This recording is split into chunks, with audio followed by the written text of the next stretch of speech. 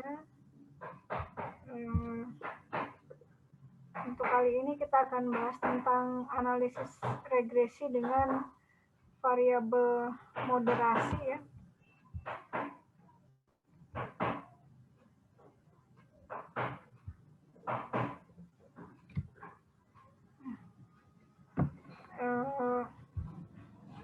Ini agak mirip-mirip katanya dengan yang materi yang sebelumnya ya. Kalau sebelumnya variabel mediasi, kalau ini variabel moderasi. Nah, kalau mediasi itu kan intervening. Jadi variabel perantara gitu kalau variabel mediasi itu. Jadi X mempengaruhi Y melalui sebuah variabel, itu namanya variabel intervening.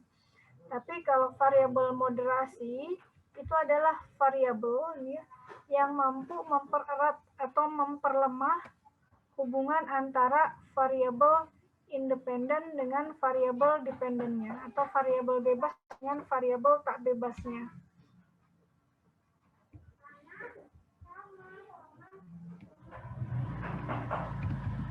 Sama saja ya, variabel terikat atau variabel tak bebas. Nah, contohnya ini ya, konsumsi itu dipengaruhi oleh pendapatan. Ini contoh yang sering kita bahas. Jadi pendapatan seseorang itu akan mempengaruhi ya, konsumsinya. Ya. Besar kecilnya konsumsi seseorang itu dipengaruhi oleh besar kecilnya pendapatan. Tetapi nanti kalau diteliti kembali ada faktor lain yang mempengaruhi konsumsi seseorang gitu ya. Jadi misalkan variabel gaya hidup. Nah, variabel gaya hidup ini akan menentukan bagaimana pendapatan ini berpengaruh terhadap konsumsi. Jadi meskipun pendapatannya katakan bisa jadi sama gitu ya, tetapi nanti konsumsinya itu bisa berbeda. Nah, kenapa? Apa yang mempengaruhi gitu kan? Faktor apa yang mempengaruhi? Itu ada faktor gaya hidup. Ya. Jadi ada faktor gaya hidup di sini yang mempengaruhi konsumsi seseorang. Nah, nanti model hubungan moderating atau variabel yang memperlemah, memperkuat variabel hubungan antara variabel bebas dengan tak bebas itu begini nih, ada tanda panah. Jadi Z ini adalah variabel moderasinya. X variabel bebas, Y-nya variabel tidak bebasnya. Nah, kalau intervening kan begini ya gambarnya, kayak segitiga dari X ke M ke Y gitu kan, X-nya ke Y. Kalau variabel moderasi itu simbolnya Z. Nah, Z-nya itu tanda panahnya itu kehubungan antara X dengan Y. Kalau regresi biasa kan Z-nya langsung ke Y, itu regresi biasa. Nah, ini moderasi. Jadi ada tanda panah ke sini dari variabel Z ke hubungan antara X dengan Y. Nah, Z ini nanti bisa jadi memperkuat X atau bisa jadi juga memperlemah, bukan memperkuat X ya, memperkuat hubungan antara X dengan Y, bisa jadi juga malah memperlemah hubungan X dengan Y. Begitu ya.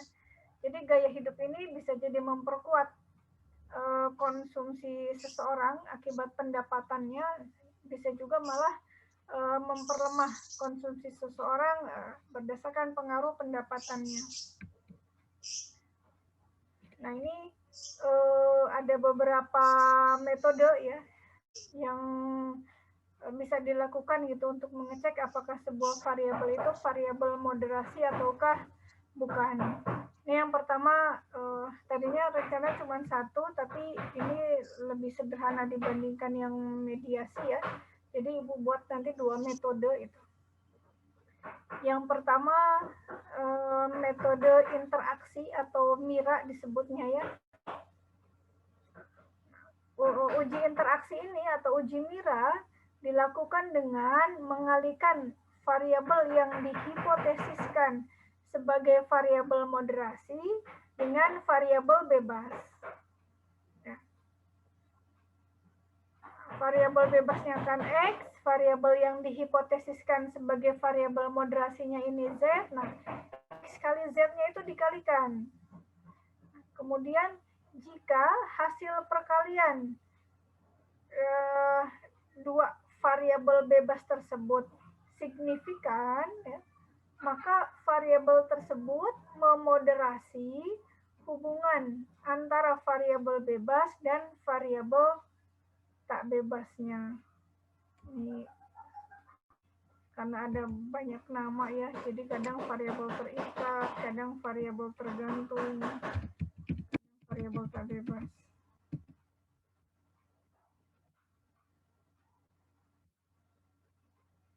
Nah, pada uji Mira ini, model persamaan regresinya itu sebagai berikut. Y sama dengan A ditambah B1X ditambah B2Z ditambah B3X kalikan Z. Nah, tadi ya, X itu variabel bebas, Z-nya variabel moderasi. Nah, kemudian ada X dikalikan Z. Ini perkalian, berarti nanti dikalikan dulu antara variabel bebas dengan variabel moderasinya. Ditambah ini residual. Y-nya adalah variabel. Nah, ketukar lagi. X itu variabel bebas, Y-nya variabel yang tak bebas.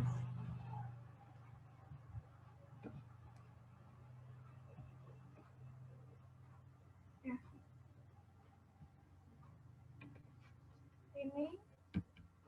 Ini contoh ya. Seorang peneliti ingin menganalisis apakah variabel lingkungan kerja memoderasi hubungan antara pelatihan terhadap kinerja organisasi. Lebih tepatnya kinerja pegawai ini tuh ya, bukan kinerja organisasi, kinerja pegawai atau prestasi kerja lah. Untuk itu diambil sampel acak sebanyak 30 responden.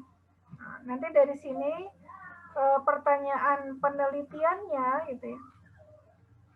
Apakah pelatihan itu berpengaruh terhadap kinerja organisasi? Nah, ini kan X-nya itu harus berpengaruh terhadap Y gitu. Kalau X-nya tidak berpengaruh terhadap Y, mana? Nah, ya, X ini harus berpengaruh terhadap Y.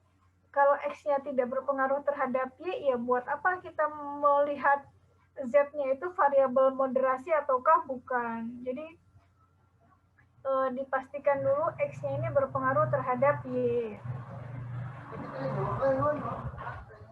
Nah, di sini ada pertanyaan penelitian kan, di contohnya itu ada variabel lingkungan kerja, ini sebagai variabel moderasi, dihipotesiskan sebagai variabel moderasi, berarti lingkungan kerja ini Z, kemudian pelatihannya ini X ya, sedangkan kinerja organisasinya Y-nya gitu. Kenapa kita sampai membuat hipotesis kalau lingkungan kerja ini memoderasi pelatihan, hubungan antara pelatihan terhadap kinerja organisasi? Ini nanti berdasarkan teori yang ada, jadi bukan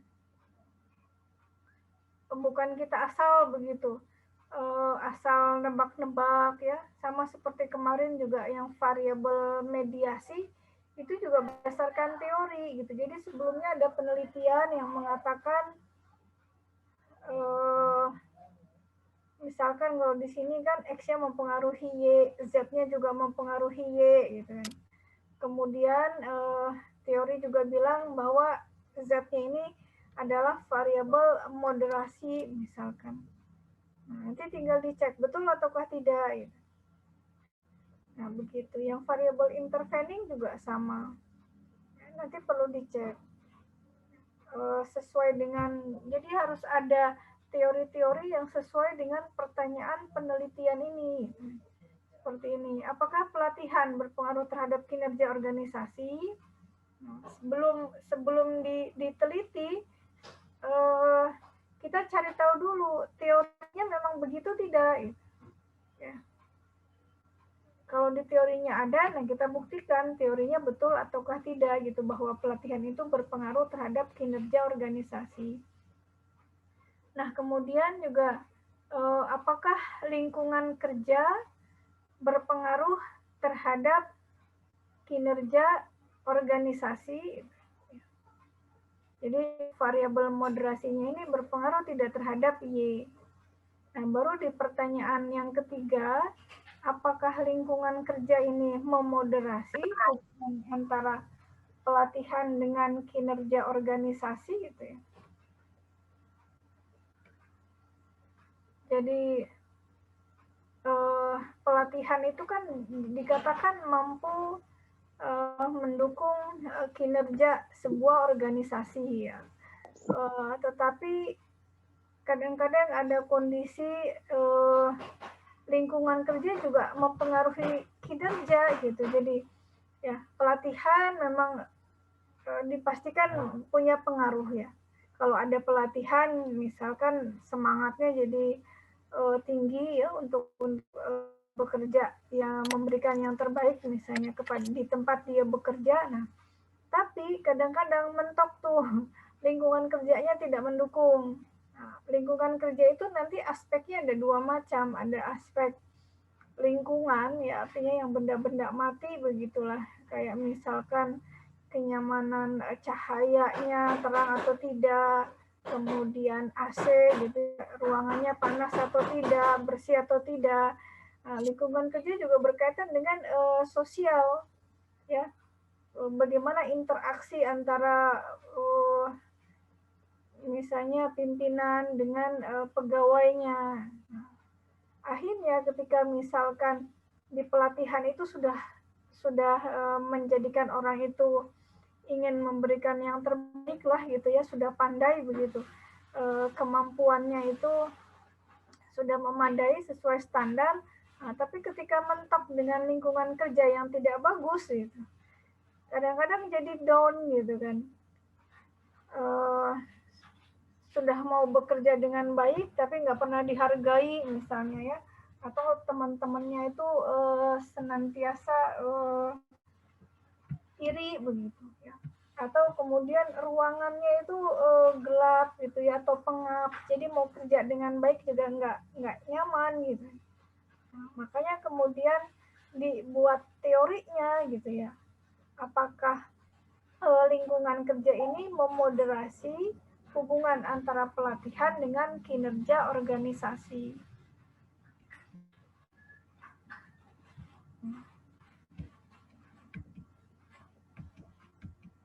Nah, ini ya, nanti jadi dibuat hipotesisnya, pelatihan berpengaruh positif terhadap kinerja organisasi. Ini jelas kan, kalau ada pelatihan yang kinerjanya meningkat, jadi kan positif. Lingkungan kerja juga berpengaruh positif terhadap kinerja organisasi. Hipotesis mah dari pertanyaan yang tadi ya. Lalu juga hipotesis yang ketiga, lingkungan kerja memoderasi hubungan antara pelatihan dengan kinerja organisasi. Nah, model penelitiannya atau gambarnya ya. Jadi pelatihan ini X-nya, kemudian kinerja organisasi itu Y, lingkungan kerjanya adalah Z.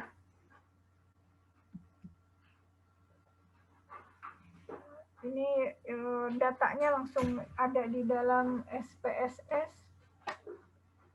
Maksudnya Ibu nggak ngasih di sini ya, di contohnya nggak ditulis, langsung dituliskan dalam SPSS. Ini ada 30 orang. Kemarin coba mengarang datanya, tapi tetap nggak berhasil. Jadi akhirnya coba data yang ada. Tapi angkanya jadi besar gitu kan. Tadinya mau angka yang di bawah 10 lah, paling tinggi 9 atau 10. Tapinya nggak bisa-bisa tadi tuh. Hasilnya tidak sesuai untuk contoh ini gitu. Ini input datanya ya. Ini variabel pelatihan, kemudian lingkungan kerja sama kinerja organisasi. Ini variabelnya ordinal semua, atau walaupun di awalnya ordinal, data bertingkat, Tapi ketika sudah ditotal, direkap gini, jadi data scale ya, nanti measure-nya boleh scale milihnya. Nah, ini kan disingkat-singkat, kalau mau tidak pakai singkatan nanti bisa nulis di label saja ya. Di label tuliskan lingkungan kerja, kinerja organisasi. Ini yang tampil di dalam data view-nya memang singkatan.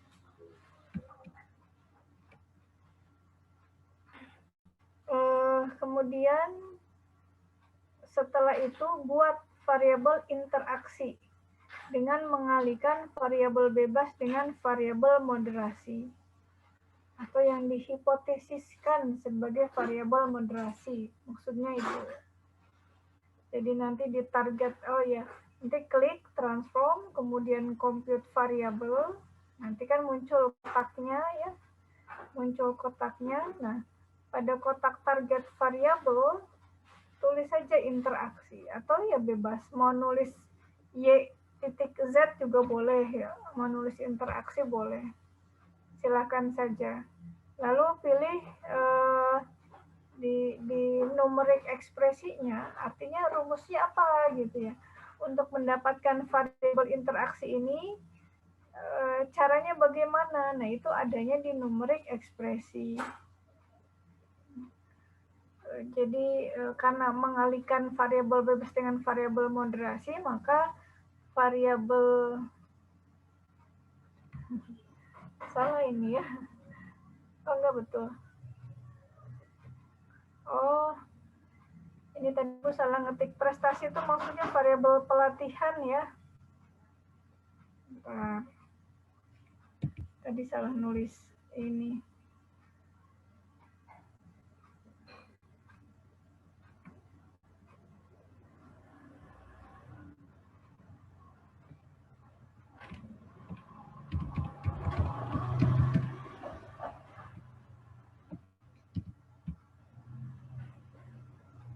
Ini pelatihan dikali lingkungan kerja.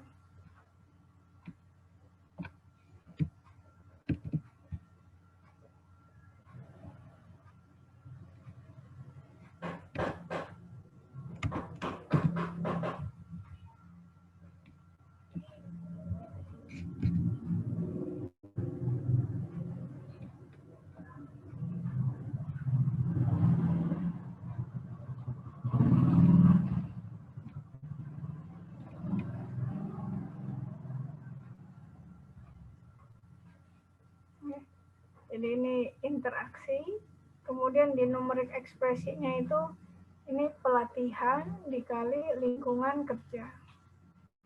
Nanti oke. Muncul tambahan variabel baru. Angkanya jadi besar karena ini 100-an sih ya.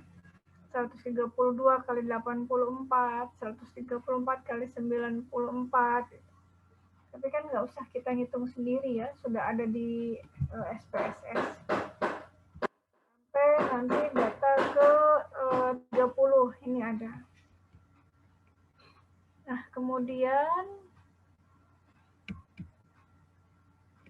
kita buat analisis regresinya ya. Pertama, analisis regresi linear mah biasa. Nah, untuk regresi yang pertama itu jangan masukkan dulu variabel interaksi. Jadi kita hanya memasukkan variabel yang awal ya, Y-nya kinerja organisasi, kemudian untuk independennya itu variabel pelatihan X, dan variabel Z, lingkungan kerja. Nanti langsung oke.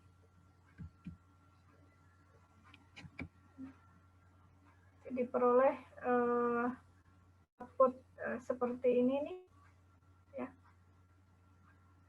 nilai pelatihan koefisien regresinya B1-nya itu 0,372, sedangkan untuk variabel lingkungan kerja koefisien regresinya 0,42. Keduanya ya, ini pelatihan punya nilai signifikansi 0,001, sedangkan lingkungan kerja nilai signifikansinya 0,006. Keduanya ini kurang dari 0,05. Jadi disimpulkan gitu bahwa baik variabel pelatihan maupun lingkungan kerja itu berpengaruh terhadap kinerja organisasi. Jadi ya keduanya ada pengaruh gitu kan terhadap kinerja organisasi. Jadi kalau dalam bentuk kalimat ya tadi udah jelaskan, jadi nilai signifikansi variabel pelatihan itu 0,001. Nilai ini kurang dari 0,05. Maka dapat disimpulkan bahwa pelatihan berpengaruh positif terhadap kinerja organisasi. Sedangkan tadi nilai signifikansi variabel lingkungan kerja 0,006, nilai ini juga kurang dari 0,05, maka dapat disimpulkan bahwa lingkungan kerja berpengaruh positif terhadap kinerja organisasi. Nah, itu untuk regresi yang pertama. Kemudian untuk regresi yang kedua, diklik lagi, analyze regresi linearnya, lalu masukkan variabel kinerja organisasi ke dalam kotak dependennya. Sama kayak tadi sih, nah tambahkan saja, kan tadi itu udah ada pelatihan sama lingkungan kerja. Nah, tambahkan dengan variabel interaksi. Jadi, interaksi itu kan tadi perkalian antara X dengan Z. Nah, hasil perkalian ini masukkan ke dalam kotak independen. Dan ke dalam kotak independen langsung oke gitu ya. Nah, diperoleh output sebagai berikut.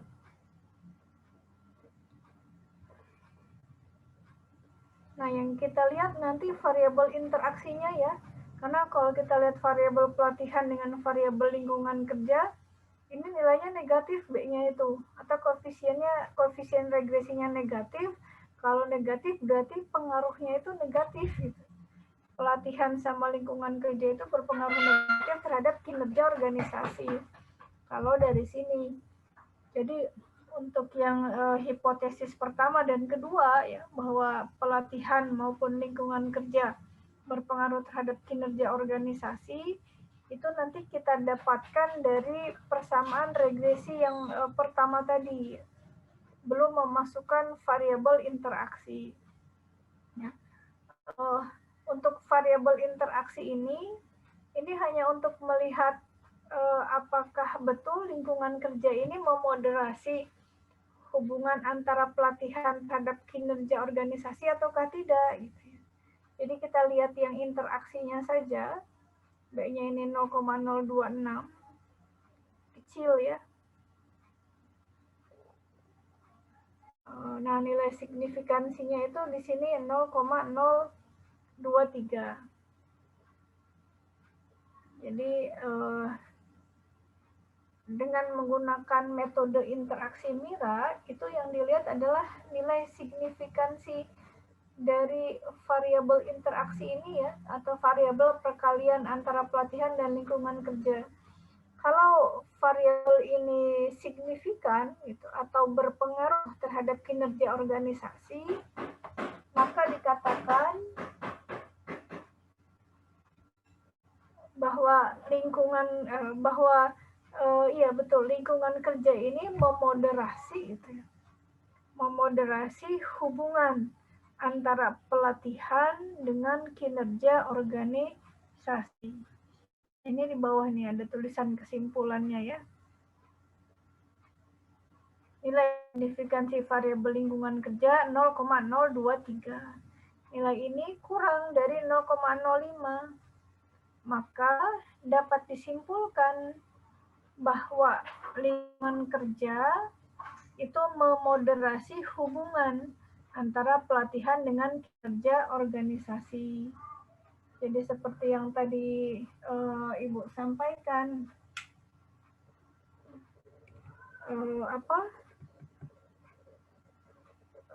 pelatihan itu memang mampu meningkatkan kinerja, tetapi nanti dipengaruhi juga oleh lingkungan kerja.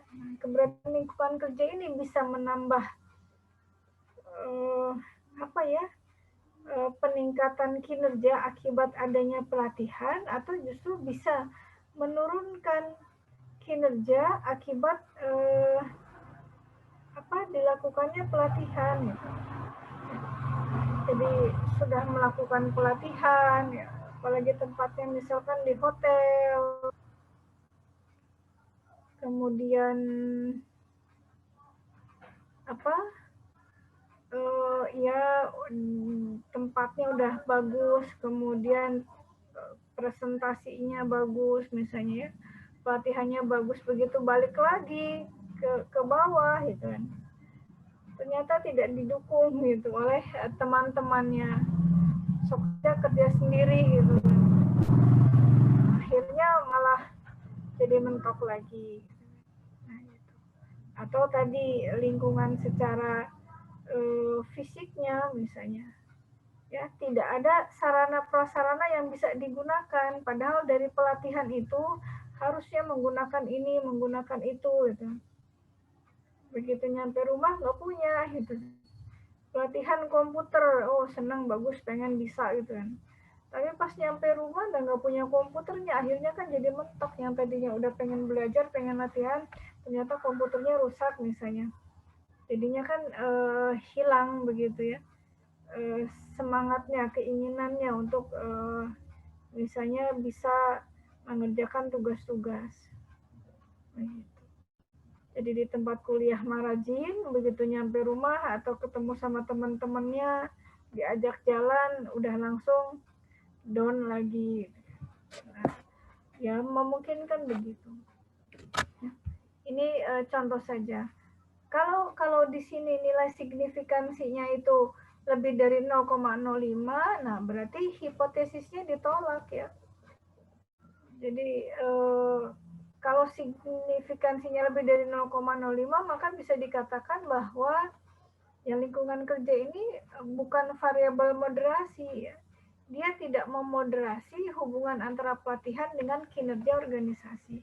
Kalau dari hasil penelitiannya mengatakan nilai signifikansinya itu di atas 0,05.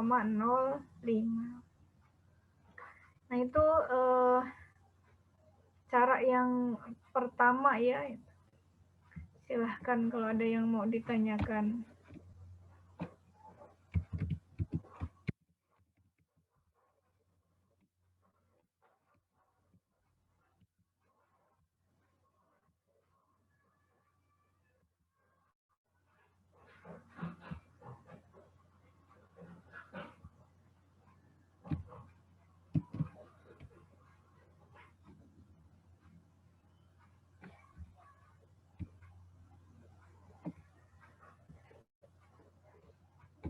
Tidak ada, kita lanjutkan lagi. Metode yang kedua,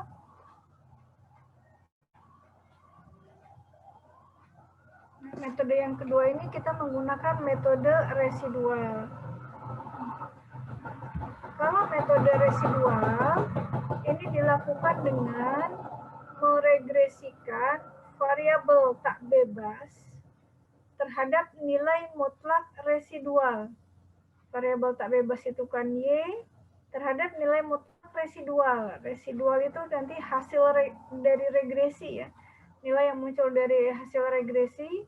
Nah, regresi dari apa? Ternyata regresi variabel bebas terhadap variabel yang dihipotesiskan sebagai variabel moderasi.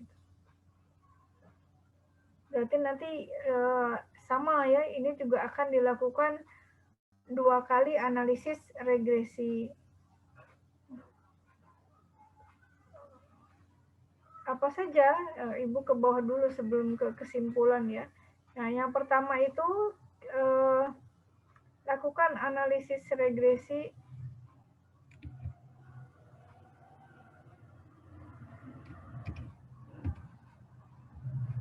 Nah, yang pertama lakukan analisis regresi antara X dengan Z.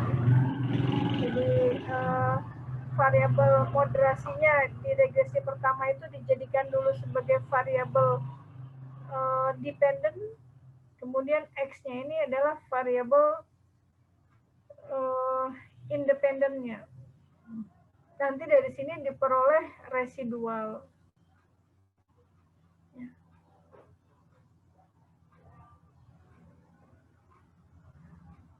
Kemudian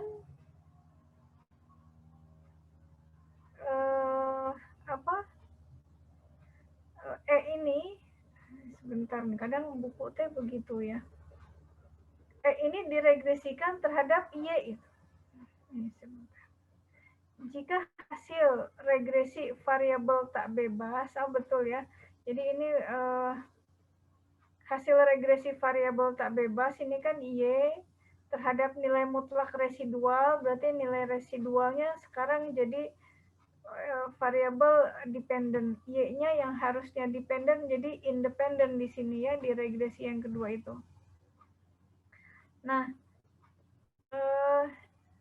jika hasil regresi yang kedua ini signifikan ya, kemudian koefisien regresi B-nya ini negatif, jadi Y diregresikan terhadap E, absolut E ya, ini ada tanda panah, ada tanda garis 2 di sekitar E-nya, berarti absolut E gitu. Nah, kalau Y signifikan berpengaruh terhadap nilai absolut E, kemudian B1-nya juga nilai koefisiennya negatif, nah, maka dapat disimpulkan bahwa variabel yang dihipotesiskan sebagai variabel moderasi benar-benar mampu memoderasi hubungan antara variabel bebas dengan variabel tak bebasnya. Jadi ini kita lakukan analisis regresi terhadap persamaan Z sama dengan A tambah B1X. Yang kedua, harga mutlak E itu sama dengan A ditambah B1 kalikan Y. Nah, nilai A sama nilai A yang di persamaan 1 dengan di persamaan 2 itu memungkinkan berbeda ya, malah ya harusnya beda itu. Nggak sama. B1 juga sama. Nilainya itu beda gitu antara yang persamaan regresi pertama dengan regresi yang kedua.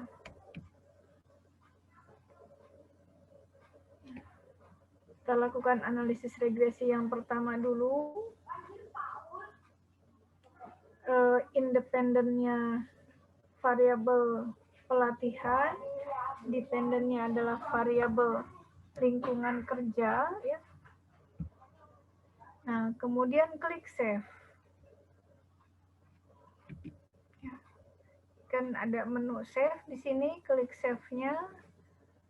Pada kotak residual, pilih yang unstandardized. Sehingga nanti muncul munculnya di data view ya. Pada data view itu muncul variabel res1. Muncul variabel res1. Ini kan ada nih residual 1. Lalu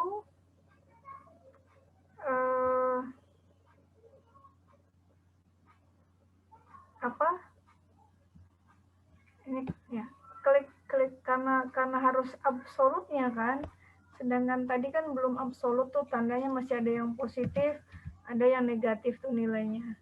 Nah, ini diabsolutkan atau nilainya dibuat positif semua. Karena itu klik lagi, klik transform ya, transform terus compute variable. Nah, pada kotak target variable ini diklik absolute residual. Lalu di numerik ekspresinya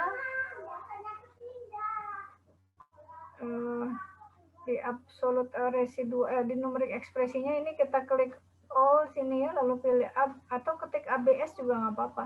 ABS kurung buka res1 kurung tutup, nanti oke. Ibu share yang SPSS-nya ya. Ini nih. Jadi ini variabel res1, kemudian ini variabel absolut residual, ini sudah positif semua.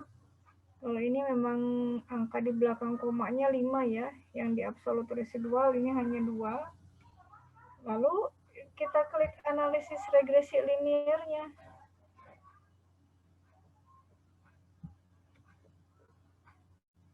Nah, ini nanti dikembalikan sesuai yang gambar yang tadi.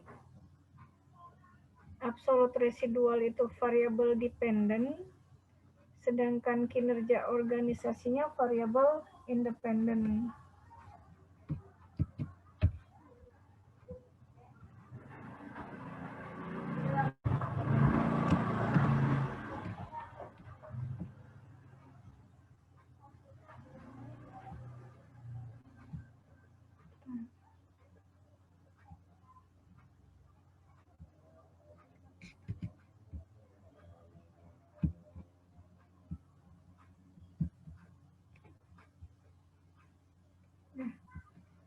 Lalu kita klik OK.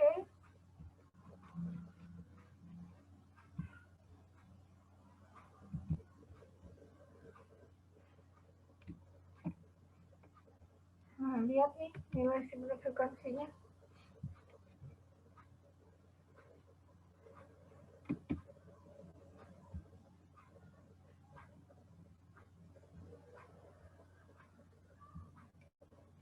Nilai signifikansinya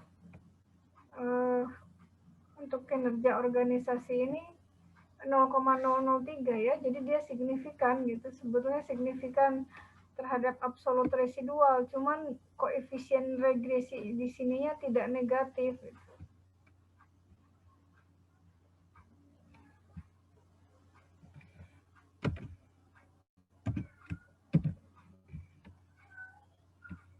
Jadi nanti kesimpulannya sesuai di syarat yang pertama itu kan dikatakan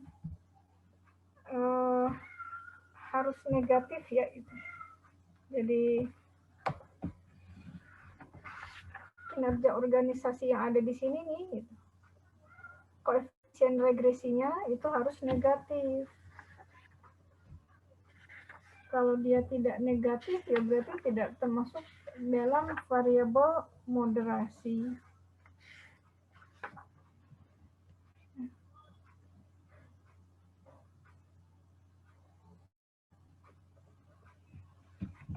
Ini kesimpulannya berbeda dengan metode yang tadi. Kalau metode yang tadi yang menggunakan uji interaksi itu kan kesimpulannya bukan lingkungan kerja memoderasi hubungan antara pelatihan dengan kinerja organisasi. Tapi kalau menggunakan metode residual itu ternyata kan lingkungan kerja itu tidak memoderasi begitu.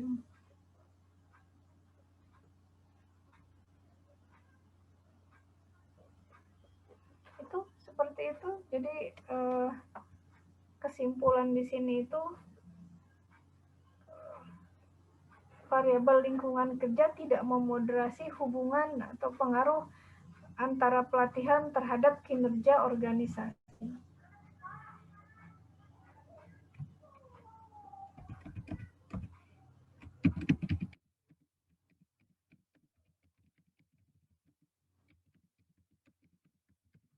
Tadi lama nyobain data yang baru ya, Ibu nyobain berbagai macam data supaya hasilnya itu signifikan gitu. Ternyata nggak berhasil, nilainya tambah mengecil, kadang besar. Nggak sesuai teori semua, akhirnya begitu.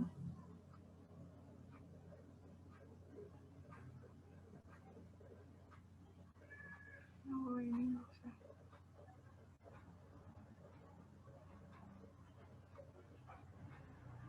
Silahkan kalau ada yang mau ditanyakan.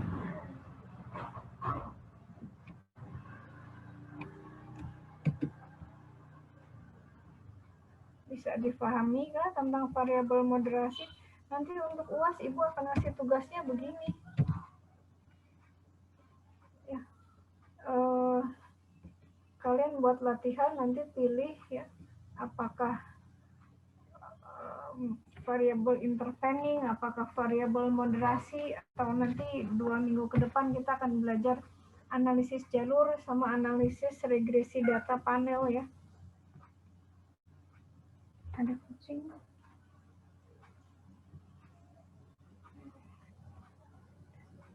Jadi dipelajari lagi nanti ininya.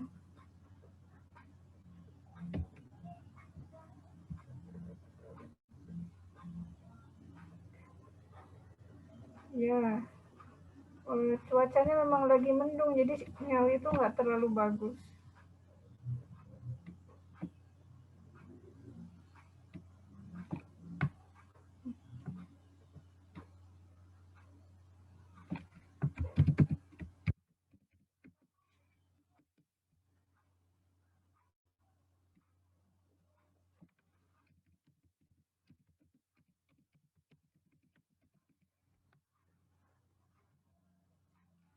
Cobain dari data mulai 10, 15, 30, 40, 50, 55, dari data sepuluhan maksimal jadi data 20, data 100, ini kan datanya ratusan.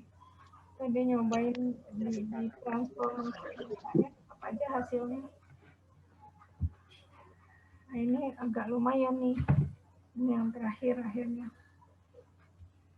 Cuman jadi datanya angkanya besar kalau kalian nyobain input datanya itu lebih lama kan dibandingkan datanya kalau cuman ada 10 atau 15 data terus nilainya itu hanya misalkan 8, 7, 9, dan 1, 2, 3 kan akan lebih sebentar.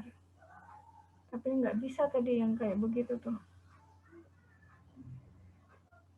Silahkan sambil menunggu ada pertanyaan, Ibu absen dulu.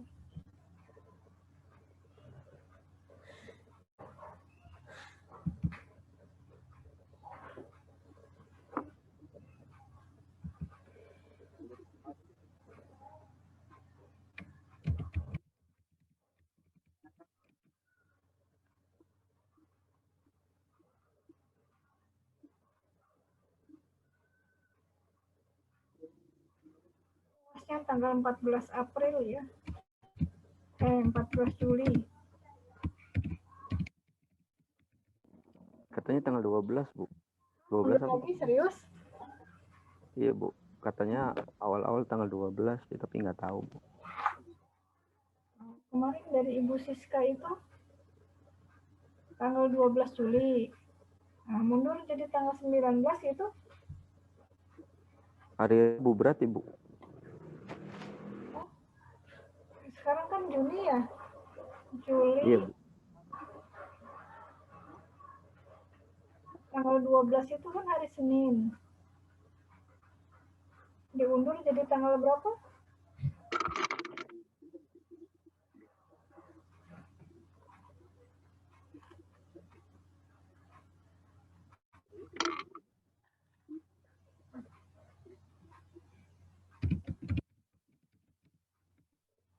Oh, Ibu itu jadi persiapkan yang belum lunas dilunasi katanya.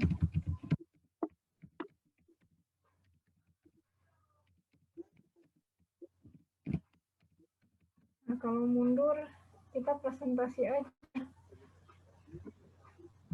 Satu kelompok berdua ya. Untuk UASnya, jadi pas UASnya mah nggak usah. Kalau beneran tanggal 20. 20 bukannya ini Bu, Lebaran. Siapa tadi yang bilang 20 mah kan Idul Adha ya? Iya, Bu. Idul Adha, Bu. Iya, Bu, Idul Adha. Jadi UASnya tanggal 12 apa tanggal 21? Katanya sih 12. 12 kan? Nggak ada waktu. Bentar, mana sih ini tuh?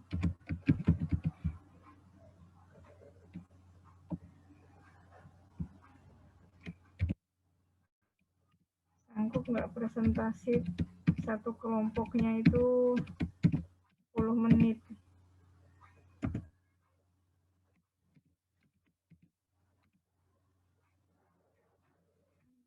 Kebanyakan.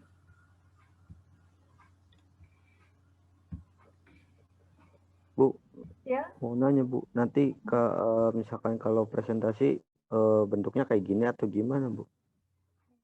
PowerPoint. Betul. Nanti kalian ada, sama kayak Ibu pernah ngasih tugas dulu tuh, analisis regresi berganda kan dulu mah. Nah, kalau sekarang mah nanti bentuknya intervening atau moderasi, jadi bukan regresi yang biasa. Tapi pakai PPT. Dari mulai prolog pendahuluannya.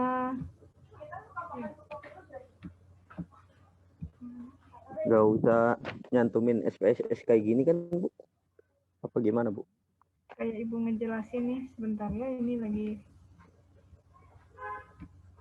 mana sih chatnya?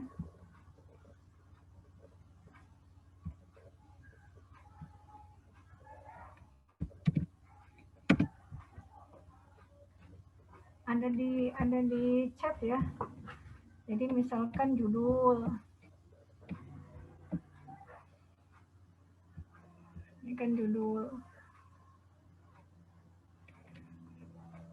Atau kita coba lihat di Google ya judul-judulnya ya.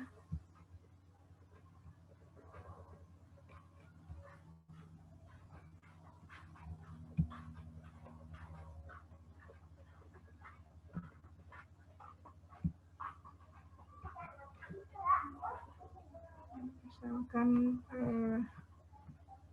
variabel mediasi. Ini mediasi. Ini kan kalian bisa gini nih kan. Kayak judul gini nih. Kalau ini dalam bentuk artikel, nah nanti mah dalam bentuk PDF. Dalam bentuk PPT-nya kalau pas lagi presentasi.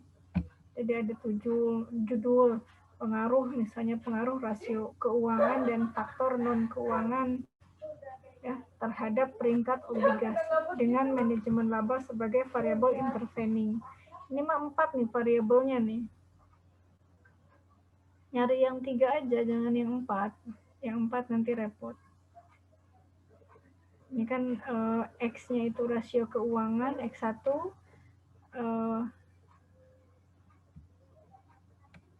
kemudian faktor non keuangannya itu X2, Y-nya peringkat obligasi. Kemudian ada M-nya variabel intervening.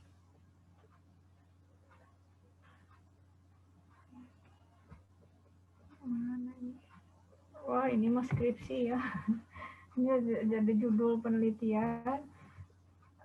Nanti di bawahnya teori-teorinya. Teori-teori yang mengatakan misalnya bahwa rasio keuangan itu berpengaruh terhadap peringkat obligasi. Itu kata siapa?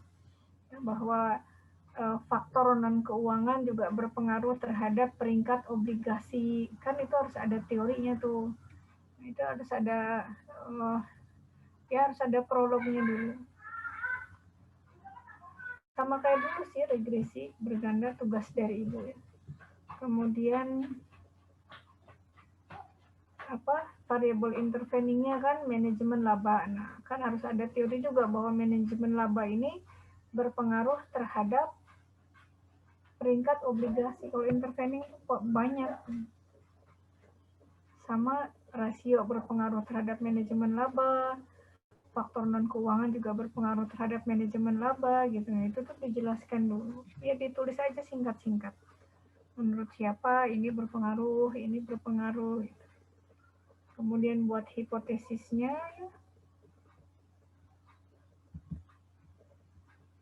kayak gini kan. Nah, jadi contoh itu adalah kasusnya pendahuluan, kemudian ditambah teori, nanti ada pertanyaan penelitiannya, nanti ada gambar penelitiannya seperti apa, kan? Ada gambar penelitian, nanti data, nanti langsung hasil output saja. Nanti ini nggak perlu nih screenshot yang ininya, nggak usah, langsung hasil akhirnya aja, kesimpulannya apa. Gitu sih sebenarnya mah. Harusnya 5 menit juga presentasinya selesai. 10 menit paling lama. Gitu. Tinggal nyari datanya ya. Ngarang paling, karena kalau yang SDM atau pemasaran atau bisa ya SDM pemasaran mah biasanya datanya data primer, kalian harus bikin kuesioner. Kalau bikin kuesioner mah repot lah, lama. Enaknya kalau data keuangan atau pembangunan, ekonomi pembangunan, nah itu bisa ngambil datanya, data sekunder, tinggal cari aja gitu datanya. Jadi ngambil skripsi orang, atau iya bisa ngambil dari skripsi orang ya. Di perpus misalnya pinjam skripsi kan suka ada datanya tuh, pakai data yang ada di situ. Cuma bagaimana bentuknya, yang tadinya regresi berganda biasa misalnya, jadikan itu sebagai regresi intervening, moderasi, atau menggunakan analisis jalur. Itu sih paling gitu. Bisa ngambil dari skripsi aja lah datanya dalam bentuk presentasi. Itu kalau presentasi.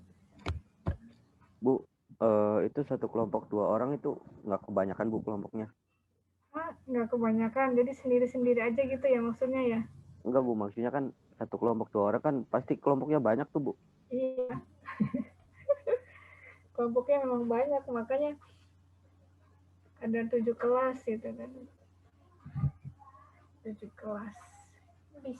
Bisa pas waktu ujiannya hari Kamis, dengan waktu Sabtu kan nggak ada ujian kan, jadi Kamis dan Sabtu Ibu jadwal. Nggak apa-apa, itu nggak masalah. Kan selama ini kuliahnya sebentar-sebentar terus. Gitu. Satu kelas 35, kan kalau lihat absen sih 18, 3 jam ya. Kebanyakan betul ya. Dikumpulin aja jadi gitu tah. Masing-masing aja ya. Langsung kumpulin. Iya Bu, dikumpulin aja Bu, nggak usah presentasi Bu. Iya. Presentasi. Kumpulin aja, tapi individual berarti kalau begitu. Duaan langsung kumpulin nggak apa-apa Bu.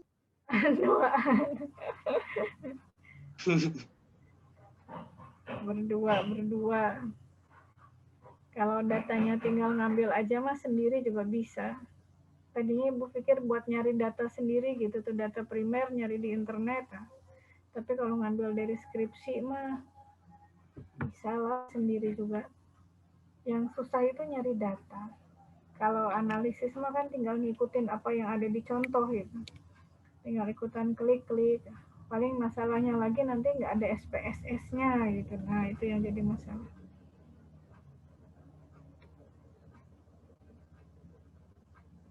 Udah absen semua? 83 tuh yang absen tadi tuh baru 65 tuh. Yang 20-nya kemana? Yang 20-nya lagi tidur.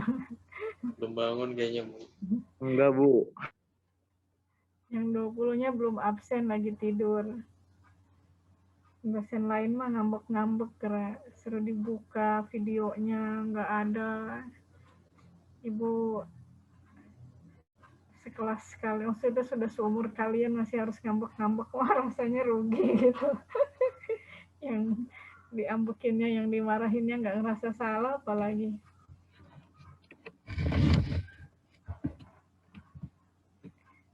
Kalaupun ngambek ya tutup aja. Pada ikutan itu Merdeka nggak, apa kampus Merdeka? Alhamdulillah enggak Bu. Kenapa Nadif nggak ikutan? Nggak apa-apa. Ya, yang belum absen minta linknya aja lah dari temennya. Minta tolong dikopikan absennya. Kuliah sih sebenarnya mah kuliah cuman ngambil di kampus lain, intinya itu. Lagi pandemi begini ya PJJ ya kuliahnya nggak pergi ke kampus lagi. online. Jadi kalau Ibu lihat sih harusnya itu kan membuka lowongan kerja itu tugasnya pemerintah. Dengan adanya kampus Merdeka, terus akreditasi A itu kalau lulusannya itu diterima kerja di perusahaan berapa persen gitu, berapa puluh persen. Sebetulnya negara sedang melimpahkan amanah memberikan lapangan pekerjaan kepada ya warganya gitu kan, kepada kampus-kampus akhirnya tuh. Jadi kampus yang pusing gimana caranya mahasiswa itu bisa kerja. Jadinya begitu. Ya harus bikin job fair, kemudian harus kerjasama dengan perusahaan-perusahaan kan gitu ya. Kan harus belajar gitu. Belajar langsung di perusahaan-perusahaan. Kayak begitu sih jadinya gitu. Enak aja bikin kriterianya tuh. Negaranya begini. Kalau mau jadi komisaris BUMN, caranya cukup dengan menjilat.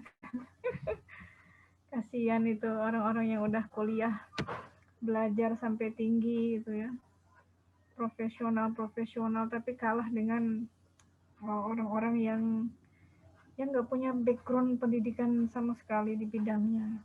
Nanti aneh. Ya, kalau ngobrolin begini nggak akan pernah selesai. Kemarin juga profesor honoris causa itu ada-ada aja. Kalau dokter honoris causa wajar lah, karena dokter itu kan gelar pendidikan gitu.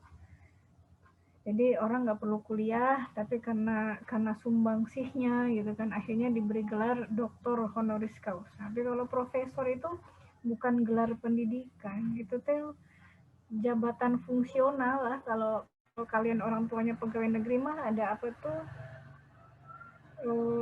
golongan apa sih apa ya golongan 3E, golongan 3B gitu-gituan. Nah itu kalau pegawai negeri kan gitu golongannya. Nah, kalau kampus dosen itu jabatan fungsionalnya asisten ahli, lektor kepala, nah terakhir baru profesor.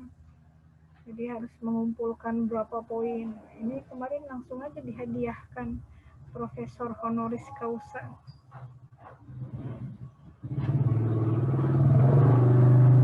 Udah itu sih materi dari Ibu ya. Nanti Ibu pikirkan lagi. Ini kepikirannya ngasih tugas saja gitu buat UASnya. Ya, biar ada yang nyantol lah dikit-dikit begitu, ada yang bisa diingat. Kalau cuman analisis Ibu ngasih output, kemudian kalian analisis hasilnya bagaimana, nggak terlalu nyantol. Tapi kalau ngerjakan sendiri ya setidaknya ada yang bisa dipahami buat nanti tugas akhir. Udah absen semua ya? Nah, ini udah naik jadi 76 orang ya, masih ada 10 orang. Oh, memang orang-orangnya juga sudah berkurang, sudah tinggal 70. Sekian saja ya kuliah hari ini. Nanti PPT-nya Ibu share. Ibu tutup. Assalamualaikum warahmatullahi wabarakatuh. Waalaikumsalam warahmatullahi wabarakatuh. Terima kasih, Ibu. Aditya, terima kasih sama-sama.